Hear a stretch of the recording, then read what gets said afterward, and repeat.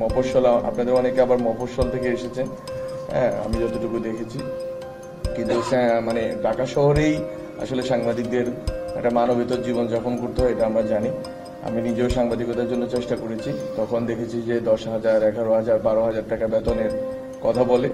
তো ওই 10,000, 12,000 টাকা বেতনে সাব এডিটর বা এই যে নিউজ রুমে কাজ করা, এই জিনিস দিয়ে আসলে বাংলাদেশে এখন ঢাকা শহরে একটা ফ্যামিলিতে দূরে থাকে একটা ফ্ল্যাট ভাড়াও পাওয়া যাবে না। তো আসলে এই বাস্তবতার ভিতর দিয়ে কল্যাণ ট্রাস্ট কাজ করছে। আমার কল্যাণ ট্রাস্টের হয়তো 3 মাস পর পর একটা অনুদান বা সম্মানের ব্যবস্থা করতেছে বললেন, কিন্তু আমি মনে করি এটা কার্যক্রম মূলত সাংবাদিকদের বেতন বাধা থেকে শুরু করে যে নিয়মিত কার্যক্রম আছে, নিয়মিত কার্যক্রমকেই চালিয়ে নেওয়া।